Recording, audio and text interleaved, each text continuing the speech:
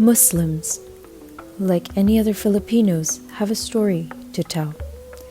A story of people, faith, struggle, and hope.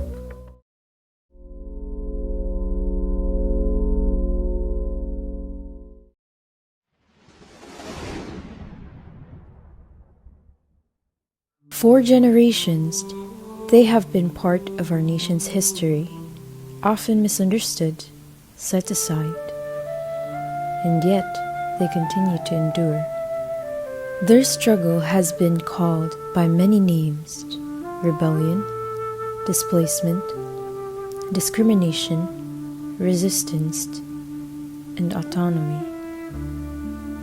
At its heart, it has always been about respect, the right to live and lead according to one's faith and way of life.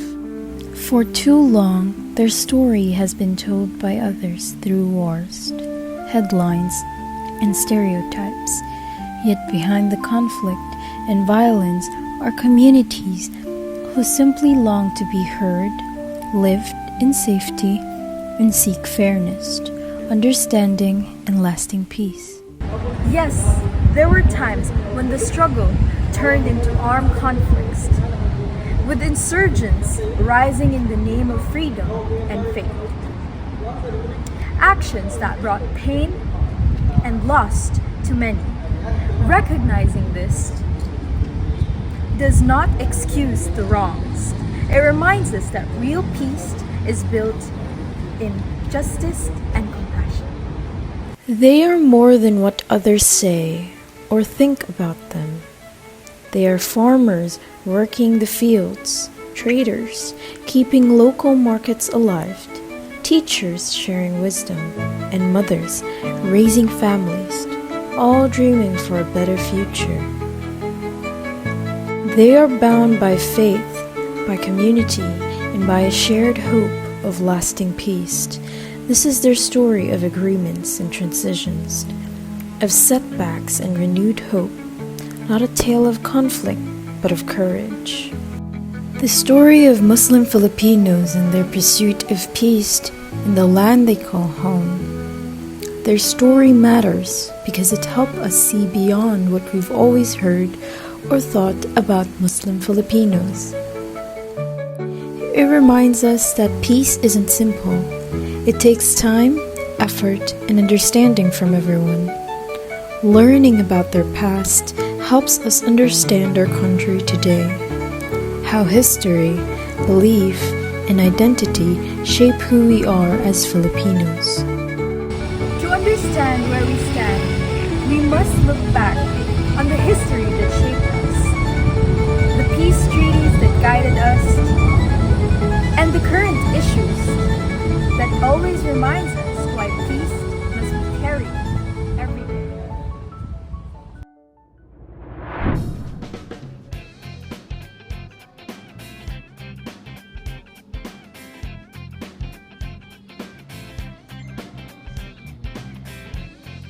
Uy guys, nakakita ko sa katong video nga about sa Filipino Muslims para sa itong exams group. Minute mo ito mo documentary. Okay. You can just watch all of them and take notes of it. This way it'll help us understand everything that's going on. Eh, kung ano, good day. Kapoy, basa ng kung ano yung mga slides ko. May pamagkuhan lang, may pangtanong lang sa documentary, no? Pwede po ito. Mas nice ito. Mga po yung mga videos, pictures para madali na ito basa o tanong. We learn more from documentary. Exactly.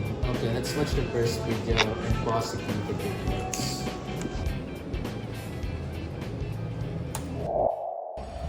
To understand the roots of conflict in Mindanao, we must first understand the people who call it home. Mindanao is home to three main groups: the Lumads, the Muslim Filipinos, and the settlers. The Lumads are the original inhabitants of Mindanao, living there long before the arrival of Islam or Christianity. They are deeply connected to their ancestral lands, having unique traditions and ways of life. But many were displaced over time by colonization, resettlement, conflict, and exploitation, limiting access to basic services. The Muslim Filipinos, or Moras, established sultanates centuries ago, and embraced Islam before the Spanish arrived. They resisted foreign rule and fought to preserve their lands, culture, and faith. Struggles that later gave rise to movements like the MNLF and MILF. The settlers, mainly Christian Filipinos from Luzon and Visayas, arrived during the American and post-war periods to farm Mindanao's fertile plains. Much of this land, however, had long been home to Lumads and Muslim communities, creating tensions over land, identity, and political influence. Each group has its own struggles and aspirations, but all three share the same dream: to live in peace and dignity on the land they call home. Yung kapayapaan. Kanami, kung ipaw kayo kay taran. Napuli kay matingad na Wa kay mana. But centuries of displacement, broken promises, and misunderstandings eventually led to anger, resistance, and armed struggle. The conflicts of the late 1960s set the stage for a turning point, the Jabida Massacre. In 1968, a small group of young Muslim recruits from Sulu were selected for a secret military operation called Operation Merdeka, aimed at reclaiming Sabah. They were trained on Corregidor Island. While many realized the mission was dangerous, poorly planned, and morally questionable. When some refused to continue, the military allegedly killed them, at least 11, but with some reports suggesting as many as 60. This reflected systematic marginalization of Muslim Filipinos, seen as expendable by some officials. The massacre shocked communities across Mindanao, becoming a symbol of injustice. Ipaglaban na kilalanin ang panloloko at pagdurusang ito. Out from the outrage from Jabida, organized resistance emerged. The Moro National Liberation Front, or MNLF, was formed in 1972 under Nur Maswari, advocating for political autonomy for the Bangsamoro people. In the late 1970s, the Moro Islamic Liberation Front, or MILF, split from the MNLF, focusing on Islamic governance and self-rule, engaging in armed resistance while negotiating peace. In the 1990s, the Abu Sayyaf group adopted more radical tactics, carrying out kidnappings and bombings to fund their operations. The Maute group, emerging in the 2010s, aligned with the ISIS ideology and conducted urban attacks, including the Marawi siege in 2017. Around 2010, the Bangsamoro Islamic Freedom Fighters, or BIFF, split from the MILF, continuing armed resistance and rejecting negotiated peace agreements. Caught in the middle were the Lumads, Mindanao's indigenous people. Though not Muslim, they were often displaced from their ancestral lands due to armed conflict and commercial exploitation. The history of war in Mindanao is not only about battles, it is about people fighting for survival, faith, and justice. The Jabida Massacre, though targeting only a few, sparked a movement that shaped decades of resistance and struggles for peace. It is within this context of struggle, resilience, and hope that the government began peace efforts and treaties, attempts to address centuries of marginalization, broken promises, and conflict.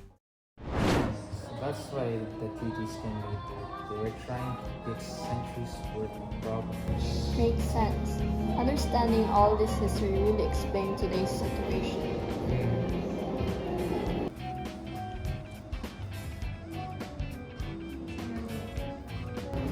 Okay, this one's about the peace agreement between the government and the Muslim groups. Peace treaties are formal agreements between the government and armed or marginalized groups. Their primary purpose is to end hostilities and armed conflict, grant autonomy, self-governance, or political recognition to marginalized communities, integrate former rebels into society, the military or civil service, establish legal, political, and economic frameworks for lasting stability, lastly, build trust between communities and the state. So if the government or rebels don't follow through on the agreement, or if it's delayed, tensions can rise up again and the fighting can start all over. Kung hindi maglabas yung mga promises ng government, yung sa mga nadikong, ay hindi din basta-basta nagdikong yung mga hindi pa nadikong. We begin with President Ferdinand Marcos Sr. During his term, the first major peace deal with the Moro National Liberation Front, or MNLF, was signed. It was the Tripoli Agreement of 1976, held in Tripoli, Libya, and brokered by the OIC, or the Organization of Islamic Cooperation. It aimed to end years of armed conflict and grant autonomy to the Muslim Filipinos in 13 provinces. This was the first international peace effort between the MNLF and the Philippine government. However, Marcos later reduced the autonomy areas. Some MNLF factions rejected the deal and fighting resumed. A follow-up agreement was made in 1981 called the MNLF Peace Agreement. It tried to revive peace talks and granted limited autonomy, allowing some rebels to be integrated into the military and government. But again, the scope was limited, and many were left out, leading to continued conflict.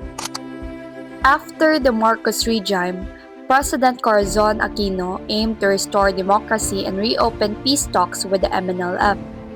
This led to the Jeddah Accord of 1987, facilitated by the Organization of Islamic Cooperation. It renewed the commitment to Mindanao autonomy, encouraged a ceasefire, and set the stage for future negotiations. However, implementation was slow, faced local opposition, and made little concrete progress. Under President Fidel Ramos, peace negotiations gained momentum. The final peace agreement, signed in 1996 in Jakarta, Indonesia, was witnessed by the OIC. It created the Southern Philippines Council for Peace and Development, integrated MNLF fighters into the armed forces and the national police, and promoted political participation and development. But not everyone was part of it. The MILF was excluded, and violence continued in certain parts of Mindanao. During President Joseph Estrada's term, the Comprehensive Agreement on Respect for Human Rights and International Humanitarian Law was signed in 1998. This focused on human rights and humanitarian law to ensure the humane treatment of civilians during armed conflict. However, soon after Estrada declared an all-out war against the MILF, captured Camp Abu Bakar, peace efforts once again fell apart. In 2008, President Gloria Macapagal Arroyo administration introduced the Memorandum of Agreement on Ancestral Domain with the MILF. It aimed to define Bangsamoro ancestral lands and strengthen self-governance. It recognized the Bangsamoro's ancestral domain rights and promoted resource sharing. But the Supreme Court declared it unconstitutional, sparking renewed fighting and public mistrust. Under President Benigno Aquino III, the Framework Agreement on the Bangsamoro was signed in 2012, a landmark peace deal that laid the foundation for the Bangsamoro Autonomous Region in Muslim Mindanao, or BARMM. It focused on decommissioning MILF weapons, political inclusion, and transparency. This eventually led to the Comprehensive Agreement on the Bangsamoro, or CAB, in 2014. However, delayed and incidents like the Mama Sapano clash strained trust and slowed progress. President Rodrigo Duterte carried out and implemented the Comprehensive Agreement on the Bangsamoro, or CAB. This established the BARMM, giving political and fiscal autonomy to the region. It continued the decommissioning of MILF fighters, supported local peace efforts, and funded rehabilitation programs. But challenges remained, including corruption, slow implementation, and the exclusion of smaller militant groups. Today, under President Marcos Jr., the peace process continues through the CAB continuation. It focuses on strengthening the BARMM's governance and institutions, reintegrating former rebels, and preventing extremist resurgence. Still, peace remains fragile. Poverty, inequality, and land disputes continue to affect many communities. showing that the root causes of conflict remain unsolved. Local resistance and mistrust. Many communities continue to distrust both government and rebel leadership. Ongoing socio-economic struggles, poverty, inequality, and land disputes persist. Unresolved historical injustices. The deep-rooted marginalization of Muslim and indigenous peoples remains unresolved. For decades, every administration, from President Marcos Sr. to President Marcos Jr., has tried to bring peace. Some treaties worked for a time, others fell apart because of weak implementation or broken promises. The only agreement remains alive today is the Comprehensive Agreement on the Bangsamoro or CAB that was signed in 2014. It led to the creation of the Bangsamoro Autonomous Region in Muslim Mindanao or the BARMM, a government now led by the former rebels who once fought for self-rule. I'm curious how all these stories tie in with what we learned earlier. So this is the last one, huh? Yep, this one's about the current issues. Let's focus, It's pretty important to me. We don't want to miss any information for Decades of treaties and promises, and peace is still something we are working on. The guns are quieter, but the struggles, politically, socially, even culturally, it still haunts the communities, reminding them of how far they've come and how much heartbreak and effort lies ahead. Political instability continues to affect many parts of Mindanao, especially within the Bangsamoro Autonomous Region in Muslim Mindanao. While the creation of BARMM gave the Moro people a government of their own, challenges remain. Leadership transitions, corruption, and clan-based politics known locally as Rido weaken trust in governance. Some leaders put personal interest first, leaving people still waiting for the real change. When justice and opportunity are unequal, discontent grows and instability follows. Even with peace treaties, rebel and extremist groups like Abu Sayyaf, Bangsamoro Islamic Freedom Fighters, and remnants of Mauti groups remain active. Why? Because not all groups joined the peace process, and some still turn to violence to be heard. Poverty, lack of education, and frustration with slow progress make young people easy targets for recruitment. Some groups even twist religion to justify harm, using faith as a weapon instead of a path to peace. The government continues to localize peace efforts and rehabilitation, but without ending poverty and corruptions, these groups will keep finding followers. The Lumads, known for their deep connection to the land, remain among the most neglected. They continue to face displacement, loss of ancestral land, and threats from both armed groups and large industries. Many Lumad schools in remote areas have been closed or militarized, leaving children without access to education. As part of the Lumad community, the Bajaus, or Sama de Laut, were originally sea-dwelling people with rich cultural traditions, but were displaced by conflict, environmental degradation, and loss of livelihood. Today, many are forced to migrate to cities, where they face mockery, exploitation, and neglect. Children beg on streets instead of studying, not because they choose to, but rather because of survival's leave them to no choice. Their struggle is not a choice, it is the result of neglect. Their story reminds us that peace without equality is incomplete. No one should be left behind.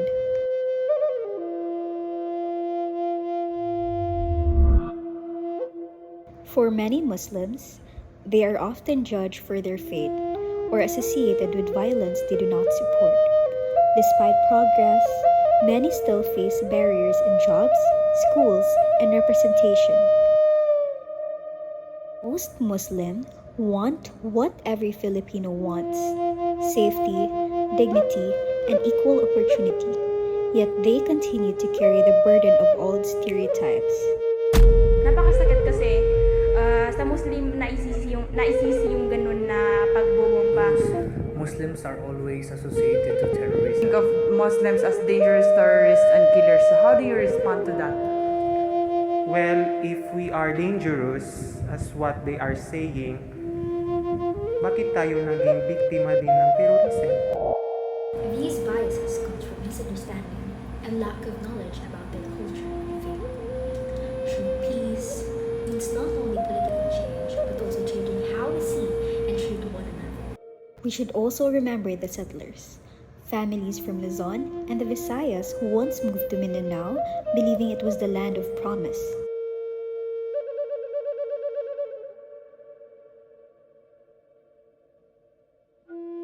They came to farm and build better lives, not knowing that the land they settled already belonged to the Lumads and Moros. Their arrival, though unintentional, created tension and misunderstanding. Neighbors became rivals not out of hatred, but because everyone wanted to protect what they believed was theirs. But settlers too suffered. Many were caught in wars they did not start, losing homes, crops, and loved ones. Still they stayed, hoping that peace would one day take root.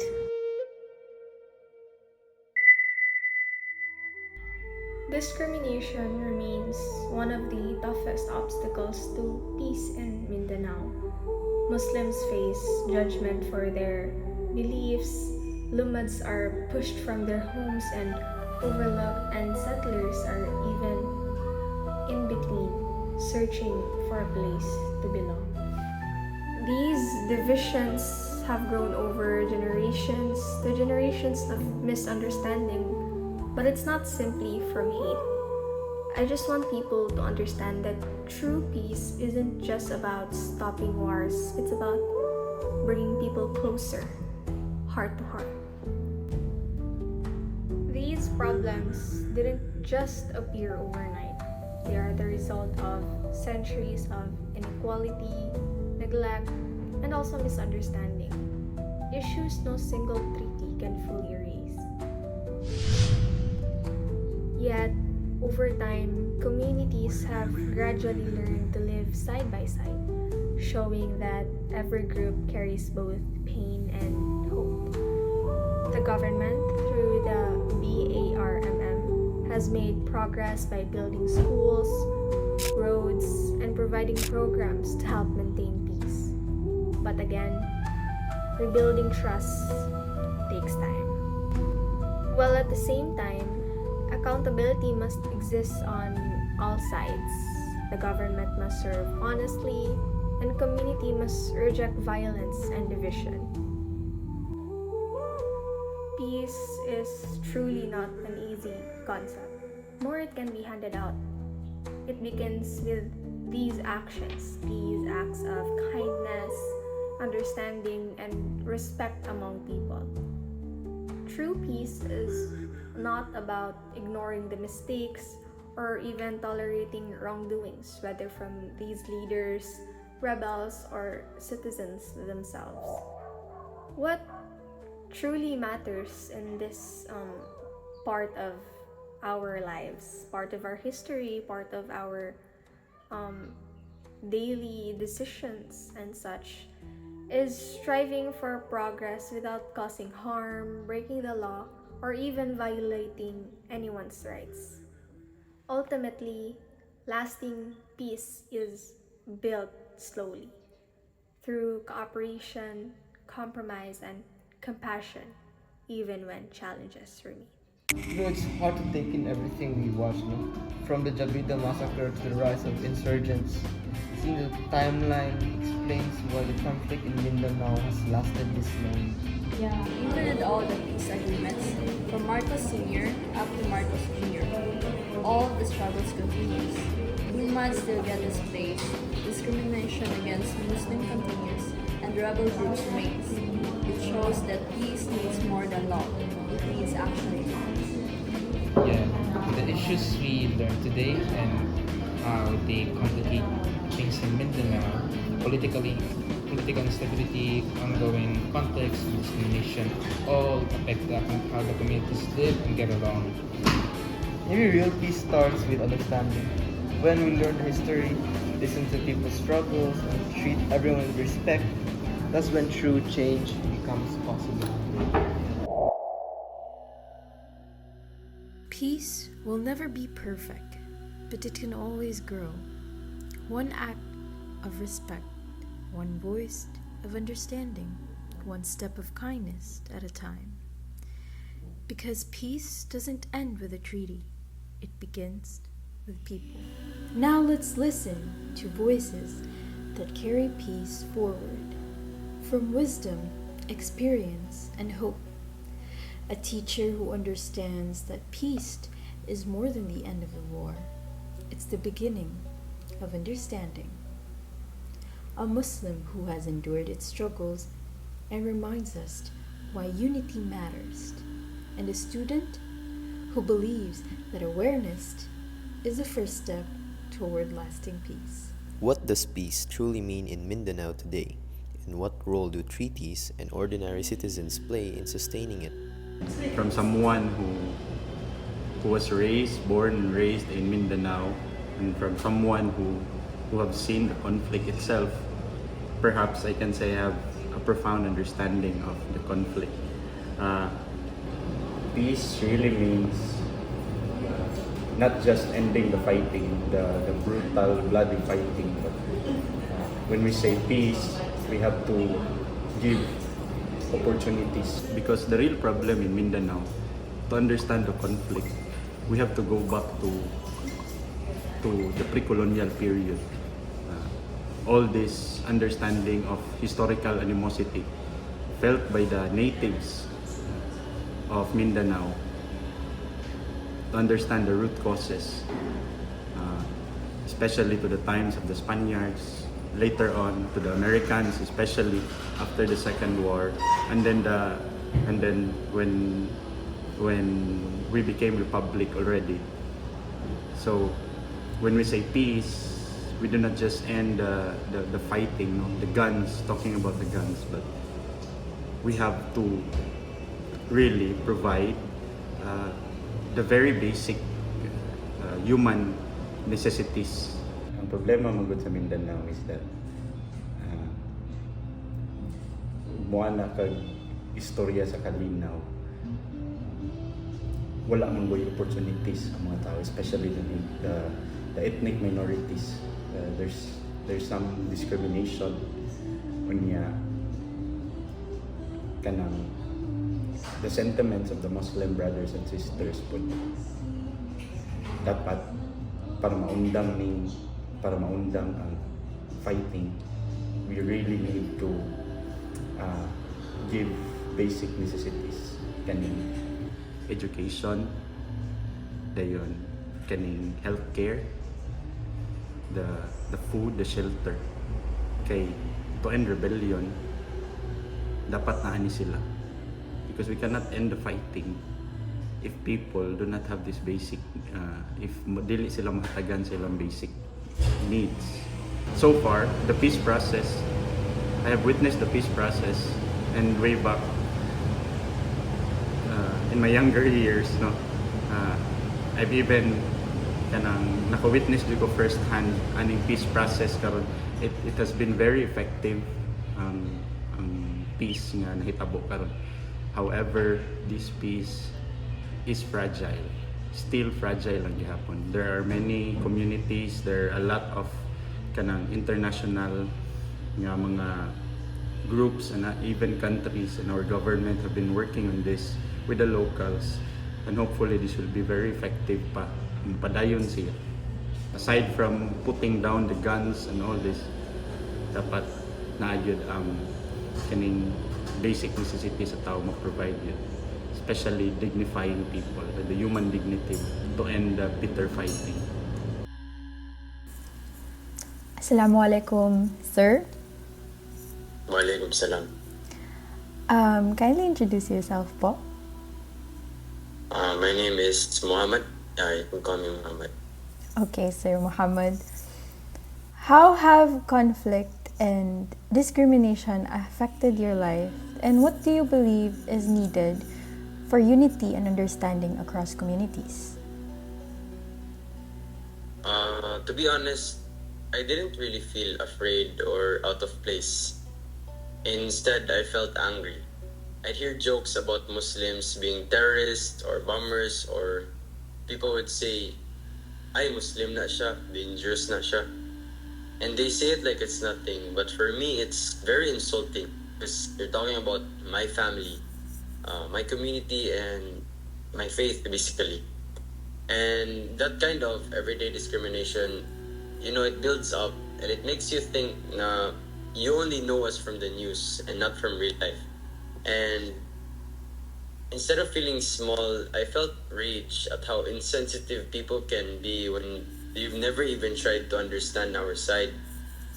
Well, but for unity and understanding, I think we need two things.